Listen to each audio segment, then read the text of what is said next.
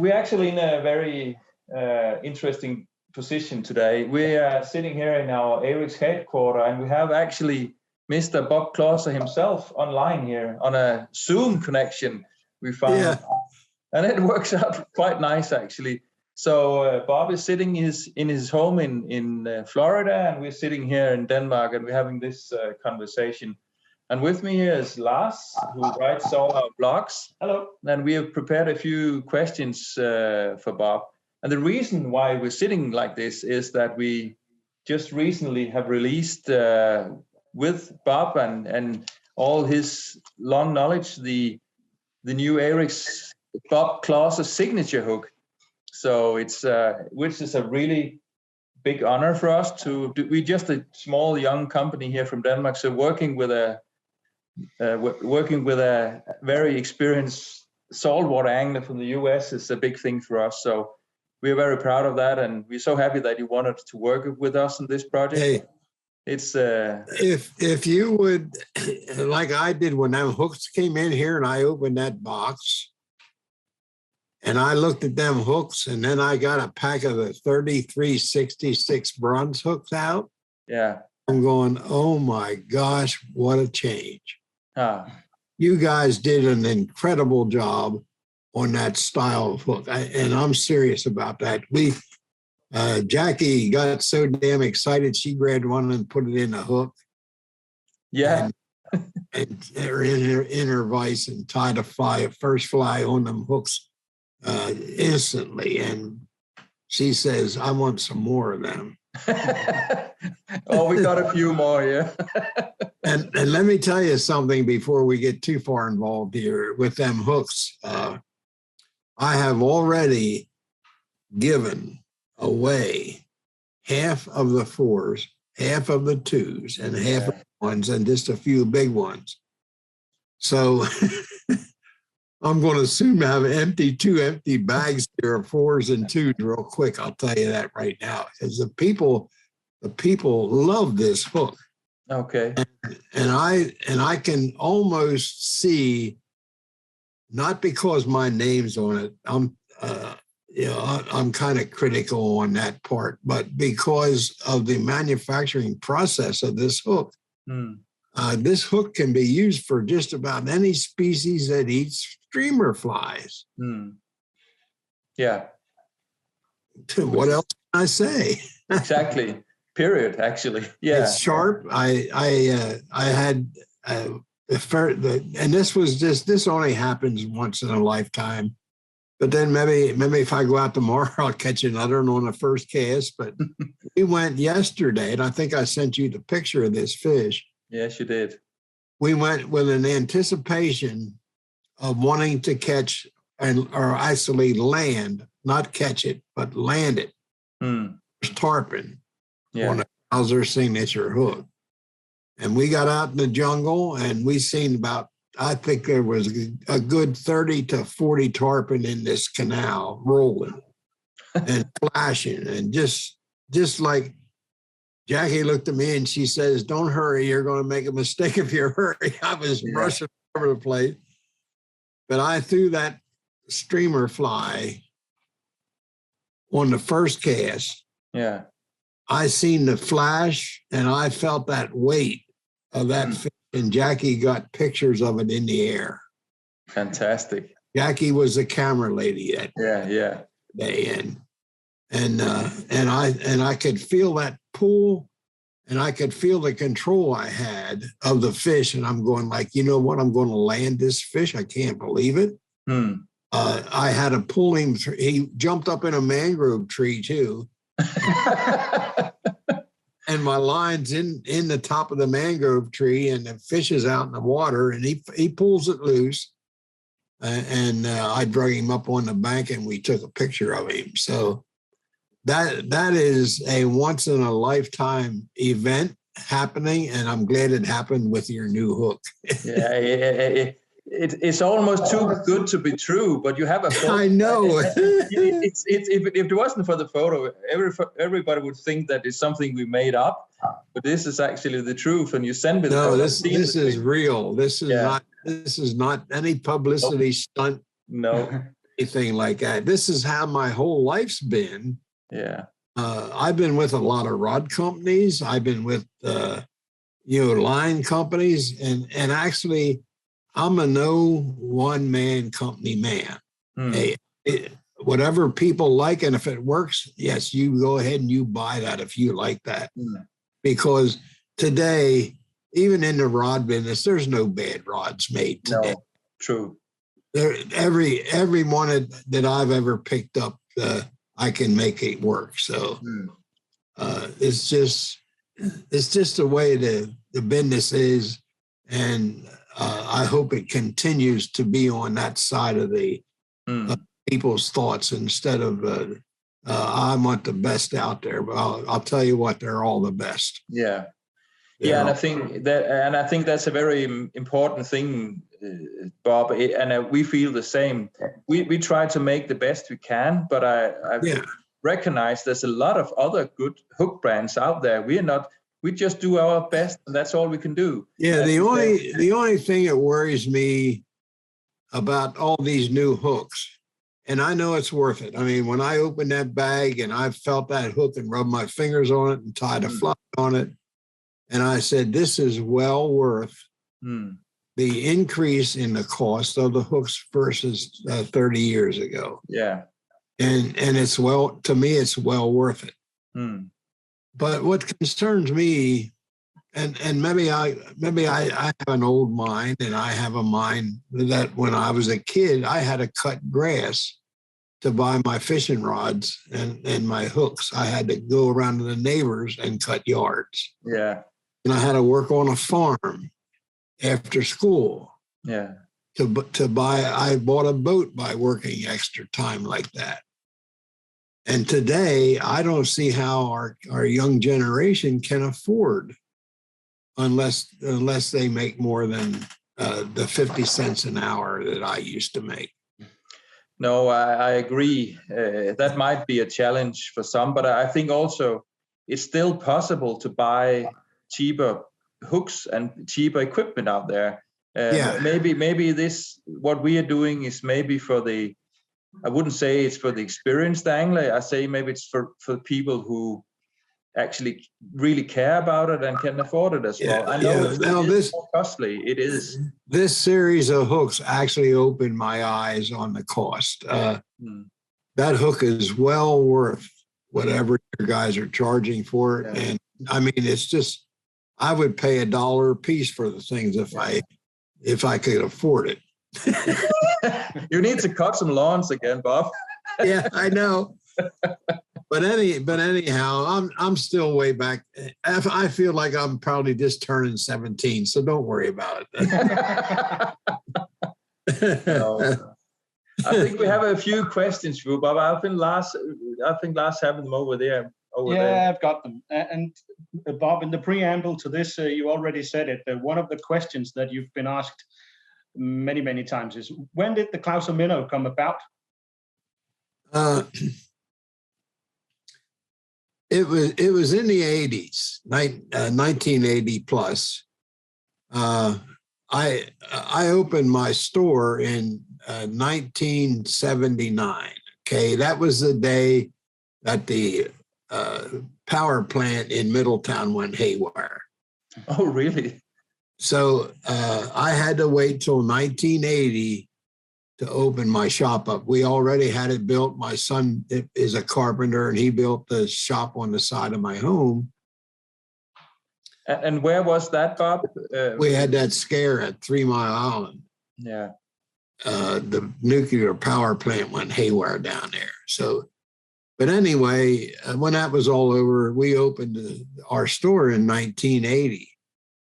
And I have already knew Lefty Kreh, and Lefty was one of my best friends and one of my consultants. And I praised everything that he'd done. And I wanted to be able to learn everything he does. He was my mentor. So he came up to the shop. We started fishing on the river together. We did all kind of country jobs together, places to camps and stuff like that. And my knowledge just started growing and growing. And when your knowledge of stuff starts to grow, that increases your want to do stuff and to learn more. Yeah. And him and I sat in a boat in Middletown, Pennsylvania on the Susquehanna River one day and looked at each other. And I just said, Lefty, I don't think we're going to live long enough to learn anything. No. And he thought a little bit and he said, you know what, Bobby, you're right. He said, because we're never going to stop learning. No. He said, once you stop learning, you're done. And I believe that today. I still want to learn new stuff, and this hook business has just got me all wound up. It's an incredible process. And by the way, not to let Steve sit down on the bottom of the barrel, but he has an order from me of some of your newer style, different types of hooks that I also want in on that. Ah, okay, that's good. That's good. Very good. Because we have crayfish to tie, we have swimming nymphs to tie. We have flies that are 10 inches long to tie. I get orders for 6 and 7/0 flies. Yeah. And actually, I guess the guys are catching some pretty good sized fish on them big flies. Here, I've caught a lot of snook in my life, and I did hear of Lefty used to tell me, Bob, if you want to catch a big fish, give him some groceries. Yes. Means give him a big fly. Yeah, yeah. And down here in Florida, the snook are like that. If you throw a 3-inch fly, you're going to get the small snook. And I don't mean they're small. I don't call a 20-some inch or small, but you'll get snook that size. But if you want grandpa in that or grandma in that school, it's best to have a 6 or 7-inch fly, and you'll instantly get the bigger fish. Yeah. And that's been true every place that I've been. It's been true on muskie, pike. If it's 6 inches or bigger, you're going to catch a big fish. Yeah. So these little tiny 1-inch long flies, they interest the grown-ups. The stuff that's growing up, but they don't interest the growed up. Exactly. So what was the Clouser minnow made for? What was the initial species you were thinking about, or was it just? When we first wrote that up in Fly Fisherman magazine, it was called a nothing but a jig. Okay. I'll tell you something, for these people that call anything nothing but a jig, the jig is the best lure in the world. Any type of fish, even the bottom feeders and all. And why? Because nobody seems to understand this. And the reason the Clouser minnow is so important is where the weight is placed. Yeah. How sparsely the materials are on the fly. After you make a cast with that fly, it'll work like no other fly if you strip it erratically, quick. And I'm going to tell you why it's so good. Because it imitates an escaping bait fish. Yeah. It does. It goes through all the life-saving earnings that this fish has in his mind to get away from not being eaten. And I have never met a fish that I could pull that fly fast enough that he couldn't catch it. Yeah, exactly. That's true. And that's how I fish these flies, with an erratic retrieve. If we had a lot of time, I could tell you stories of teaching people in a boat how to catch the bass and how to strip and stuff like that. But that's the key to this fly. He is the weighted eyes that are on the fly. We tried to throw jigs, but we couldn't get them light enough to be cast on a fly rod. They were always like 1/16 quarter heavy. And they were made for spinning rods. And the weight was there to pull the line off the reel. We had nothing. We use a fly line as the weight to pull the fly through the air. Yeah. Yep. And when that happens and it's overweighted, you can't make it anything comfortable with your fly rod. But they have so many weighted differences of eyes now. You can fish them, my golly, on 4-weight fly rods, the eye weight, and you can, and with your retrieve and the action that you use to fish your flies with, you can catch about any species you want on that type of fly when it's got a front end weight.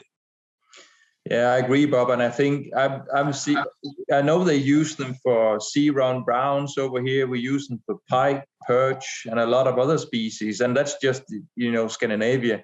I could imagine that all over the world, it must have caught many, many, many species because it's so universal. Yeah. I happened to be with Lefty when he caught. He was the species number keeper. Okay. When I had him on the Susquehanna River, I tried to catch him a carp one day. He had 84 species to his list. We didn't do so good with the carp that day. I think there was some kind of wind conditions or something like that. They wouldn't feed. But anyhow, he come up a week after that, and my son took him out. And he caught and landed his 85th species. Yeah. Clouser minnow. Yeah, that's awesome. Good boy. Yeah. Do you have a count for yourself? How many species have you landed on it? Hey, I never counted, but I know I'm over 60. Amazing. And my age too. But I've been in a lot of places, and when I get on the boat, you'd be surprised at this answer I'm going to give you. The guys are going, Bob, I see your rod. Where's your box? I said, in my pocket. Bag. There's 7 flies in there, and that's all I'm going to need. Yeah. So thinking of then your 60+ species and Lefty Kreh on 85 species. Yeah, Lefty went over 100 species. Wow. After that, he got over 100. There was a fellow in, I think, Washington State that owned some. He did some outdoor sports shows pretty much his whole life. He had 122 species on the Clouser minnow. He got more places than where Lefty did. Oh, really? That's impressive. He was the top dog on species on that fly. Around 120, 127. I thought that was pretty darn good. But it makes me want to ask then, although I think it's primarily known today as a saltwater fly, was it intended as a saltwater fly from the beginning? No, you're going to laugh at this one. When I was in Pennsylvania, I lived within 1 mile of the Susquehanna River. I guess you can call it the low central section of the river. And it was the primest smallmouth river in the world at that time.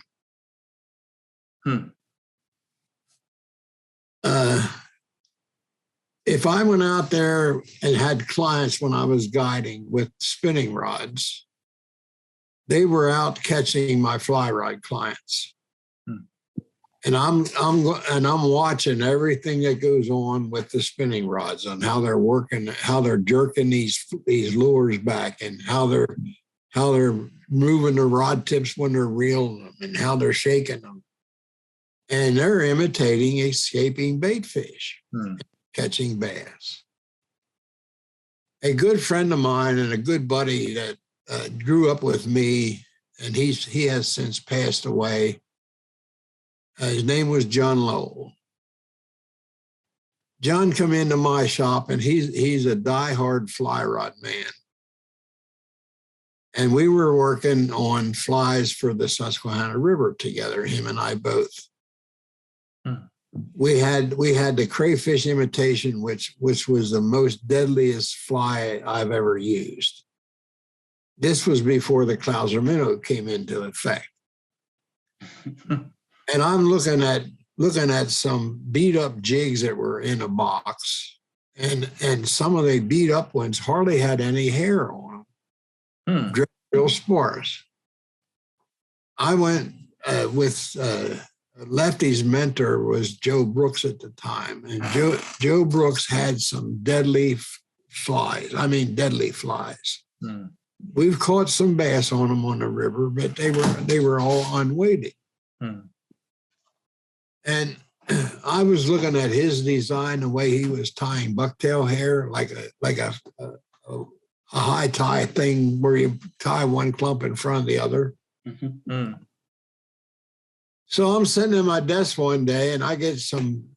We had no heavy eyes at that time. We had to get a wrap lead on a hook. That was terrible. We had to pinch split shot on the hook, and I've done that a number of times. And I tied little bucktail streamers on those things, and started to really catch bass. Lefty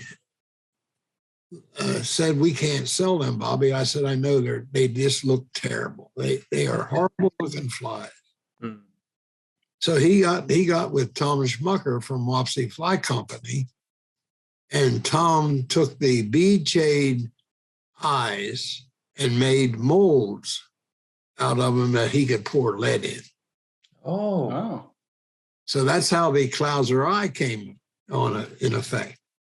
And he had all sizes of bead chains. So now we have all sizes of lead eyes that can be cast on a fly. So you can actually say, Bob, that your fly, the whole idea with your fly also created the dumble eyes, more or less, because that became so important. And you said it was Tom Schmucker from Wapsie who who made them. That's quite interesting. Back then we knew the old guys. Now we know all the young guys. But he's the guy that came up with the lead eyes because he used the bead chain to make the molds. Lead in them. That's really interesting stories, because even though we've been around, I didn't know that. I didn't know that either. My gosh! You see, we're too young for that, Bob. And this is really important stuff, because we both very interested in this story. Okay, but anyway, he sent me and Lefty a pack of these eyes. Yeah. And as soon as they come in the store and I opened up the box, I went, "Oh my God. Yeah. You know what I'm going to do with these?" Yeah. I tied them on a hook. Yeah. And I put the bucktail on, just like I did with my other lead wires and stuff. I called John Lowell. I said, "John, I think we have our answer here to catching these bass on the Susquehanna coming up." He come up, and it was getting close to fall. And they feed good close to fall, but not as many as we caught. Oh, really? We went over on the Susquehanna, and I anchored the boat in a nice big hole where they start the winter at.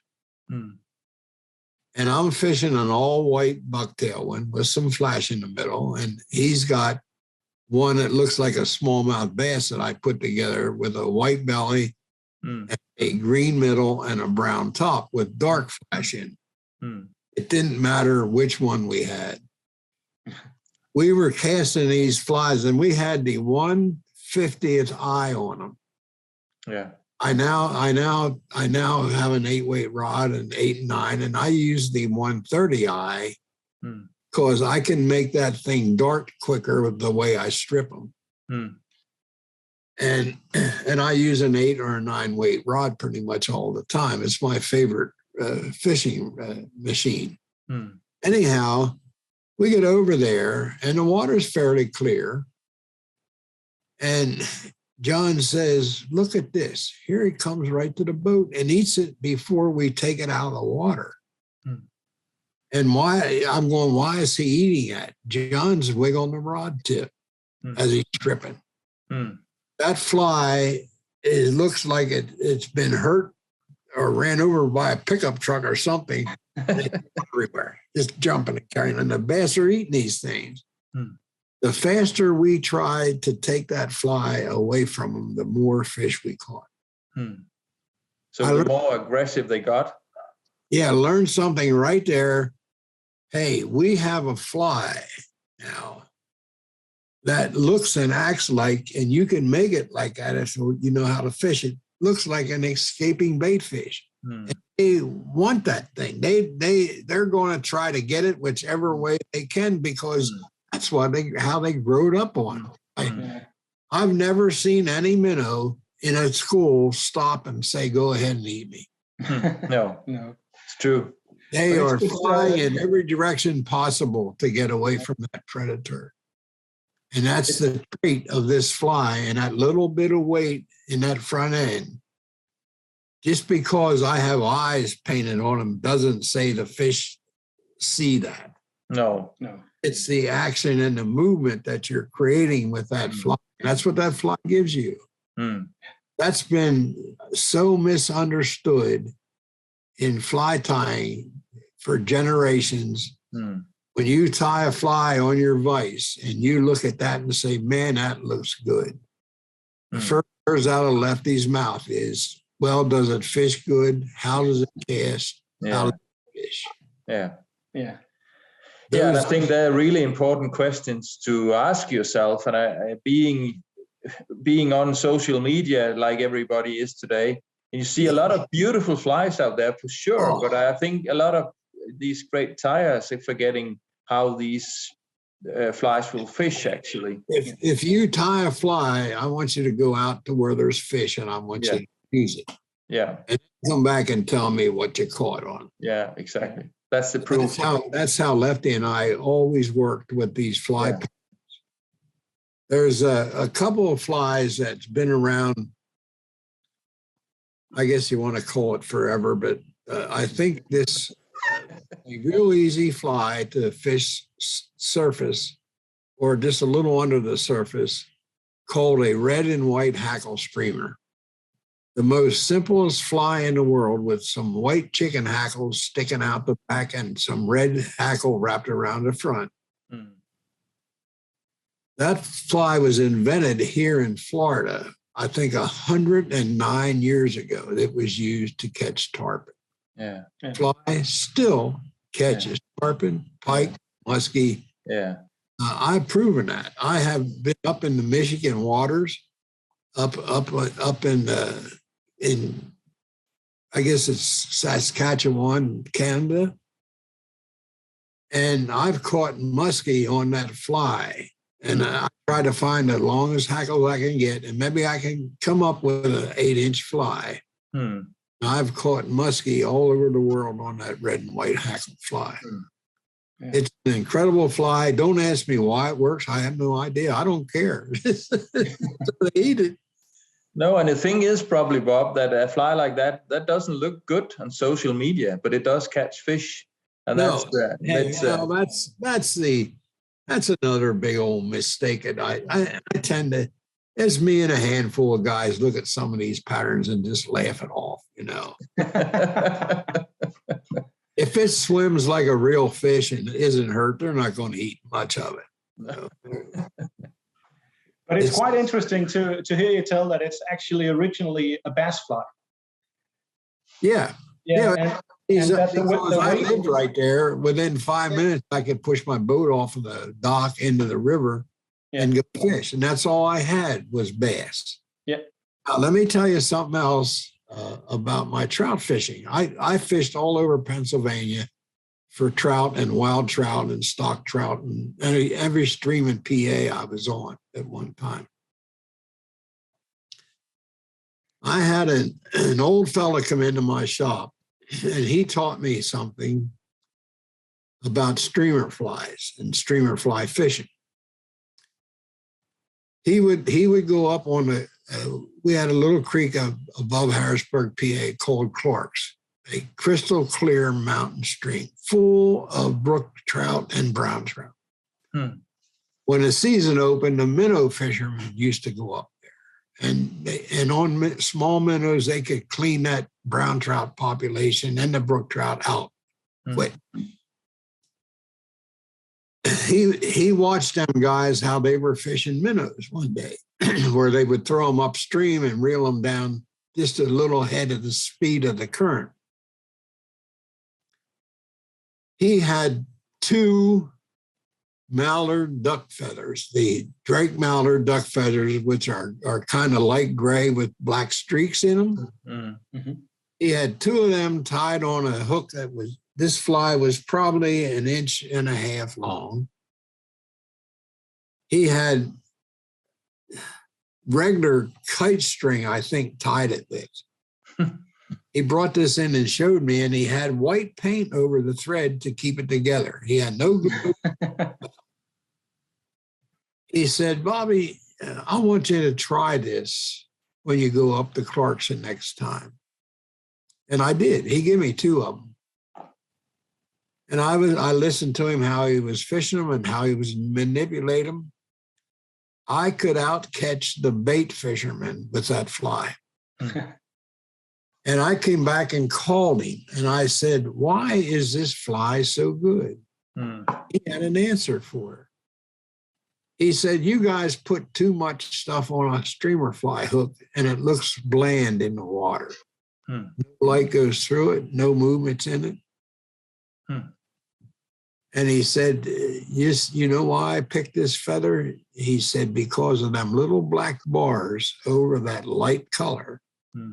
He said, when the sun is out, and even when the sun ain't out, that fly is moving in the water, them black marks will disappear and appear as the feather moves. And he said, that just creates life. And he said, if you fish that the way a hurt minnow is bouncing down the current, he said, it'll look like one. Yeah. You know? Yeah. So I went up and I tried that fly, and I listened to how he fished it, and I caught 1 brown trout after the other out of a restocked pool. Went back up there a couple months later and just started walking around looking for trout. And I seen like 5 trout, and I caught all 5 of those on that same fly that I wouldn't show anybody. Yeah. And again, it's all in the manipulation. And the biggest word in the whole industry of fly fishing is called presentation. Now, there is no definition in fishing of presentation. No.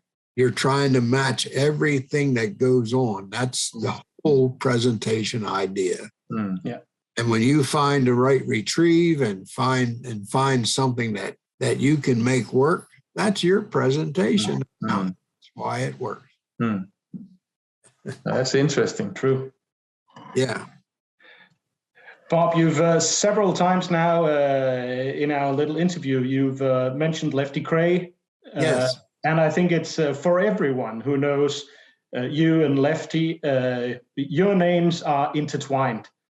And I think it was Lefty who coined the phrase, if it ain't chartreuse, it ain't no use. Yeah. That obviously gives away his favorite color combination, both for the Clouser minnow and his own Lefty deceiver. Yeah, if it ain't chartreuse, it ain't no use. Yeah. Is that your favorite color combination as well? Not really. I have a few shades that I will choose. Depends on the way the water looks and how the sun's out and stuff like that. You just learn that over the years too. Yeah, of course. I have a chartreuse bellied fly, that's the green, with some gold flash in the middle and a yellow back. It's called chartreuse and yellow. That's my favorite color for just about any species I fish for. You don't have to believe that. but if you look in my shirt pocket, sometime you're going to find some. But that's my favorite color. And then I have another one that usually turned the bass on as the summer progressed, and that's called a baby smallmouth. Now this one has a white belly and a green middle, a grass green middle, and a dark brown back. And it has different flash colors in it compared to the brighter flies. It has that bronze colored flash, a dark flash, mixed with some gold. And I can actually tell you this, and most everybody will agree with me. Your gold flash in most of your darker colored flies are the best flash to use. I've caught more fish using gold flash than I did any other flash on the market. That's really good information, Bob. I think we're just ears over here. I think I need to tie up a few, to be honest. Hey, I want to tell you something right now. If I was in the boat with you and I'd watch you cast that out and you started a strip like this. Yeah, slowly. You don't want to catch nothing, do you? No. You got to go. Yeah. We'll remember that when we get in a boat with you sometime. That's right. Oh, this is awesome. It's funny how you can get in a boat and there be one guy catching all the fish and nobody catches on what he's doing. No. That's a bit like fishing with Morten. He always catches all the fish. No. It's not true. But I got a few, to be honest, listening to you and you, especially what you were telling about the bass fishing. I do a lot of perch fishing. I live quite near. Yeah, I live quite near a lake where we have a lot of perch. And actually, I picked up a few points you had there, especially with the retrieve. I think I fished too slow, to be honest. You probably do. Yeah. You got to make them things look like they're hurt. Yeah, I get it. Doing something different than what the rest of them are doing. Exactly. I get it. I'll try that later this year. I was thinking of something here I could tell you to make you laugh on that kind of stuff. This was years ago. My neighbors in town were good fly fishermen, him and his boy. And they would go to Maine every summer. So one summer I took my boy and we went along with them guys, followed them up in the truck. We had our own beds and stuff in the back of the truck where we slept. And we pulled in to a boat ramp, which there was a couple of houses around there. And when we backed our boats in, a gentleman come down and he looked in the boats and he says, "What are you guys up here for?" He said, "I never seen fishing poles look like that." And I said, "We come for the bass." He said, "What? Them damn pests," he said, "your best fishing here is for the perch." Oh, really? Yeah, he said, "Everybody comes here for perch." And I said, "They're too little." Oh, yeah, that's actually the truth. I would love that we had bass over here, but because there were smallmouth in that lake 19, 20 inches long, you know. Yeah. They never even realized that you could fish for them bass. No. Because they perch fished all their life in there. Yeah. That's an incredible. Yeah. It's an incredible habit to get into if you're living along something and you don't know what the other species is in there. No, true. About that. Did you catch any bass up there then? Yeah. Yeah, for sure. I just needed to check if we have any more. We wrote down a few questions, but it's so interesting. We kind of forget what we have on. I know. I'll look at that paper again. Otherwise, Bob, I think something else that speaks. You are a bit of a notability in the fly fishing industry or business. I think it's fair to say, and that, of course, is obvious in many ways. And not least in having your name on a signature Renset device. the Clouser vise, which is obviously designed. I'm going to tell you the truth now, the absolute truth, how this happened. Andy Renzetti probably has the best vise in the world. I'm sorry, it's never the best. It's one of the best. Okay. Him and Lefty came up to my house in Pennsylvania to my fly shop. I'm sitting in my tying room and I'm using the Regal vise. That's all I have. I had 2 or 3 Regals sitting in there. Never a Renzetti because it was too expensive. I couldn't afford them. Okay. But the Regals, the way I liked them was because I could put the hook in the vise. The hook stayed in. I could turn it upside down and work on the bottom without anything else being in my road.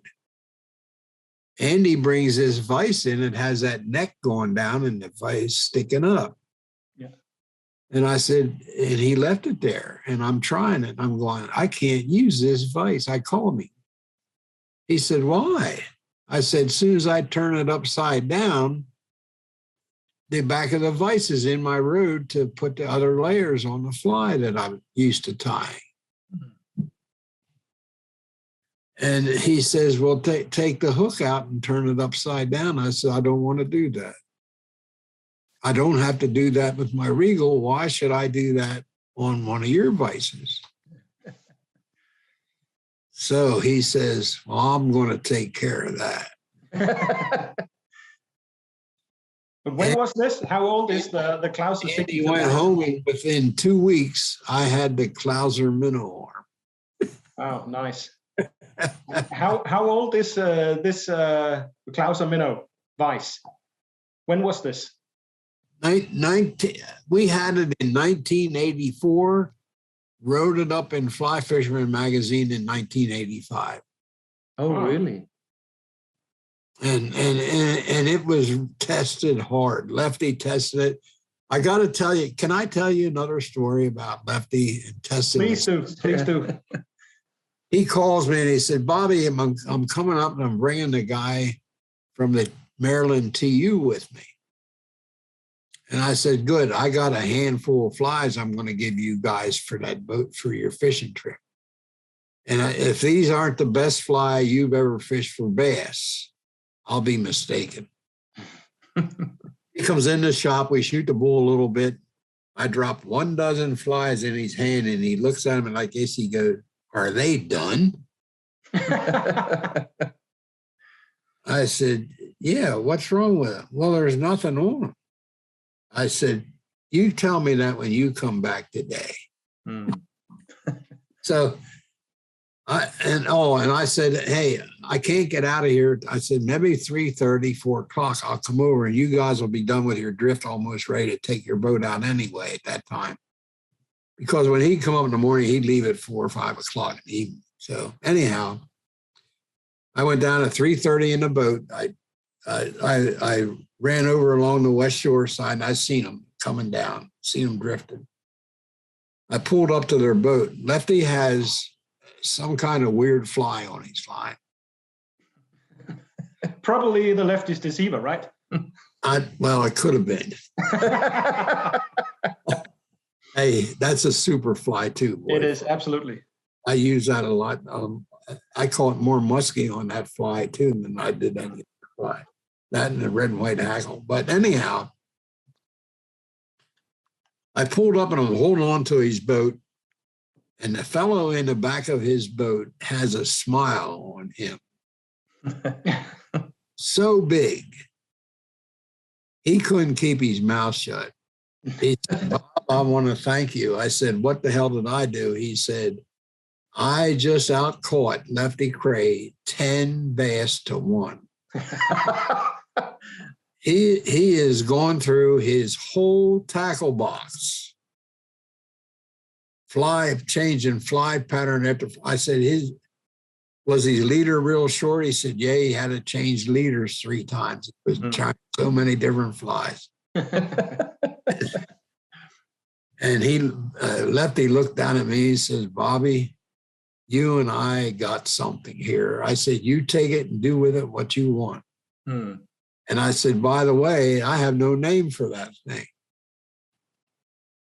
Lefty says, well, it's pretty easy to figure out. He said, it looks like a minnow. It goes deep, and it was tied by Clouser. Yeah. Let's call it Clouser. Yeah. And then after a while, he called me back and he said, Bobby, you got a new name for your fly now. It's called the Clouser. And just the Clouser. Yeah, that's it. Yeah. So, but anyhow, that's how my whole life has been, and it's a pleasure that I could do something for the fishermen and have them enjoy pretty much what I did a whole lifetime. I was just curious, what was the name of your shop you had? Just Clouser's Fly Shop. That's all. Ah, okay. How long did you run that? Till I moved down here. Oh, really? Wow. From 1980, we opened the door in April. Yeah. And when was it when I came down here? April 2019. 2019, I came down here with Jack. Oh, really? Oh, really? That's a long time. Yeah. So that begs the question. I guided every day from the 4th of July until it got too cold, and sometimes that would be mid-October. Was that on the river close to your home there? Yeah, that's right. I used to take them up on the Juniata River. I knew that pretty good. We caught a lot of bass up there. I had clients that would come back, and book a year ahead and says, you going to take us up on the other river the next time we come back? I said, yeah, I'll take you up there. So it's quite interesting for us, because it seems like, from what I'm hearing over here, it seems like bass fishing on the fly is pretty new, but it really isn't. It seems like it's been there forever, more or less. But were you and Lefty some of the first ones to do that, or has it been around before you? Lefty and Joe Brooks caught smallmouth bass in Maryland before I was born. Oh, really? Lefty passed away at 93. There's a 10-year difference between him and I. Yeah. So, but anyhow, they've been catching bass. There was 4 guys in my hometown, that little town of Royalton there, that had fly rods, and they never fished a streamer fly ever. They used popping bugs for bass all the time. Okay. And they were good. They knew when to go, when the hatches were, and stuff like that. And they caught tons of bass. And they actually, just like Lefty told me, if you can fish at surface, the predator doesn't know how big it is, can't get a good look at it, and you'll catch more fish by just making commotion instead of showing them an underwater streamer fly. And he was right on that too. Down here, I use a surface fly a lot, and I catch a lot of tarpon on it. I catch a lot of snook on popping bugs. I just think something making noise on the top is every bit as good as something that's hurt underneath, and has to be fished the same way, looking like it's hurt or crippled or something. That's very interesting. I knew a few things about this before we talked, but I think you, as I said before, it's very interesting to hear lifelong experience with fly. And I think because not many people have the opportunity to fish as much as you've done. Like if you're guiding every day, you learn a lot. I think from Lars and me, if we out maybe I'm surprised my wife put up with me. I was only married to her half of them years. Yeah, and for Lars and me, maybe going out once a week, for sure we learn a few things, and we can read books and all that. But an experience like the one you've had through your life, I think that's it's hard to beat, I think. Yeah, there's a fellow in town here. and he's one of my best friends too. His name is John Cave. John's probably the top-notch fly casting teacher, I'd say, in the world. Oh, really? This his whole life, yeah. Precision fly casting. And John has been, in these younger years, into more places than I even dreamt about, and has caught many a marlin, swordfish, big type of fish and stuff like that. And he loves what we're doing right now is these baby tarpon in the backcountry. Yeah. Because his age is, I keep telling him, your age is starting to show, John, just like mine. So, John, you're going to get there one of these days. So quit making fun of me.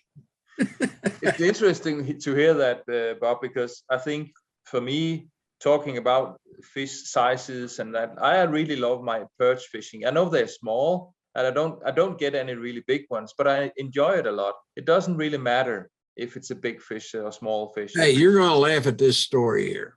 A good friend of mine, he lives in Delaware now, but he was in Pennsylvania, lived in there, and he had a business for years.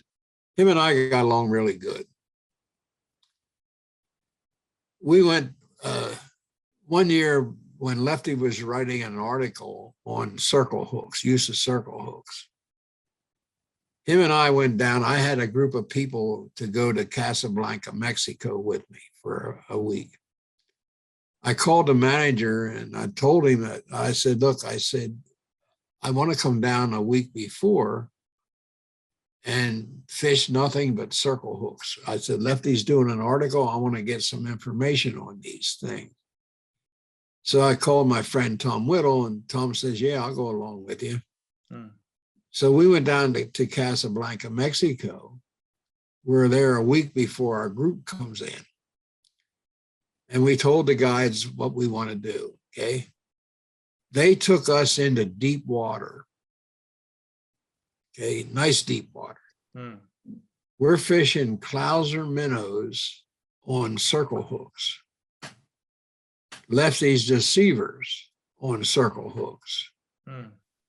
The guide is pushing us across a big flat over into a mangrove area that has deep water along the edge. And we're being pushed and pulled across that. And on the right-hand side, I seen this big fish come out of the mangroves and cross that flat. Tom's up on the front deck with his 10 weight.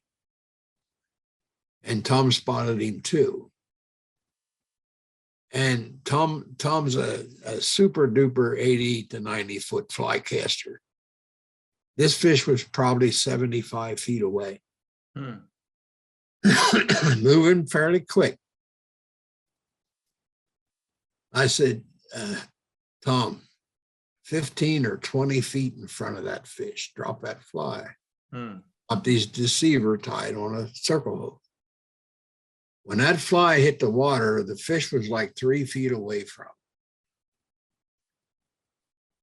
And that fish, you could see him drop his jaw, just opened up his mouth, swam right into that fly.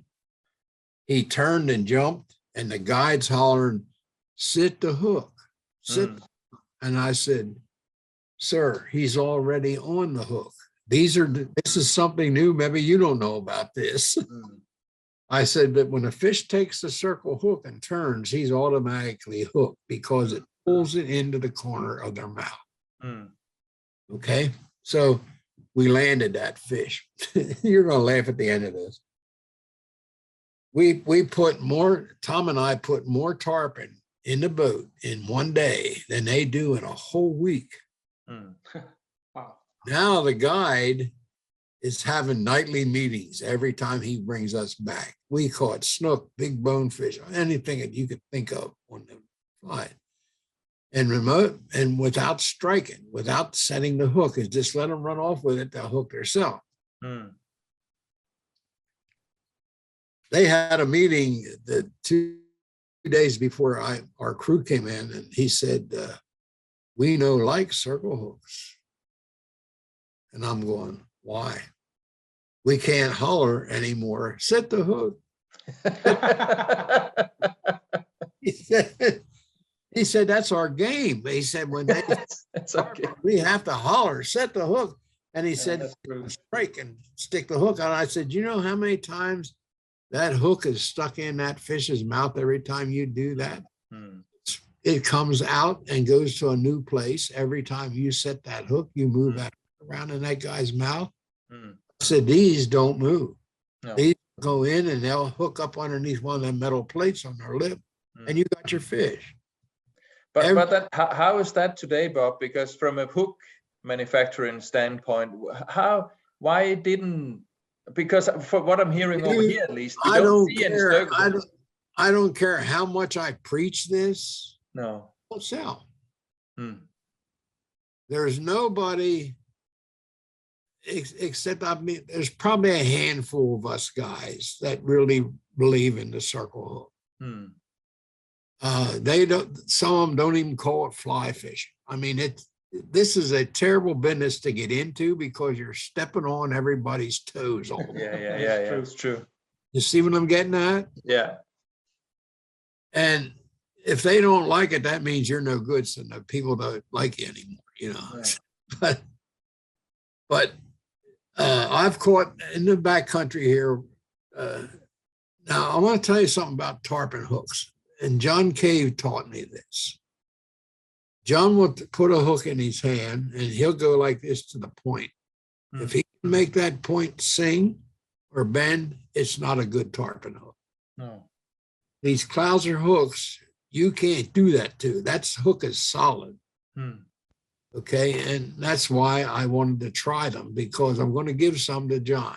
And in fact, John and I, starting tonight, have a fly fishing casting school for 2.5 days. Oh, really? We start this evening. We got a group. We have 10 people coming tonight for dinner, and then Saturday and Sunday we'll work them from 8 o'clock till 4. Oh. And we want to join. You couldn't afford it. Morten will write it off on the company. Need to sell some more hooks. But Morten, I'll tell you what, you would be impressed with John Cave and his ability to set up an immense school like that. And I'm just happy because he believes in me. You know, he doesn't have too many guys that wants to help him because he's that good. But he gives me a station. And at my age, I have a chair to sit down on. We put a rope on the ground for a sight thing for casting. That's all I do. That's all I've done for the last 30 years. It's not too bad. Fly casting like that. And I don't change because it works. Yeah. It absolutely works. So, you got to stick with your guns, you know. Yeah, it's true. It's been fantastic talking to you, Bob. And we could probably continue for hours from now on, but I think we need to leave you now. I don't know. Have you any more questions, Lars? No, I think you covered it all. We don't even need the questions. Okay. I think it's been amazing. I just think I'll just finish off in front of the camera here, and then we can stop recording and just say goodbye. I'll just it's perfect with me. Yeah. Can you just hang out a little bit, Bob. I just want to finish it. Steve has my order. Just hang on for a while, Bob. We'll be back. It's I think we should just finish this off, Lars. It's been a pleasure talking to you, Bob. And as I said just before, we could keep on doing this for hours because you have a lifelong, experience and full of stories. And I think for both Lars and me, I can say, I think if we talk for both of us, that we learned a few things today, Bob. And that's God, that's what it's all about. So it's been such a big pleasure. You just wait. You're not going to know everything. No. We'll keep on learning. I still don't. I'm still learning every day I go out. Yeah. And it's amazing. And it's Yeah. a pleasure. Thank you so much, Bob. Yep. Thank you. Thank you for taking the time.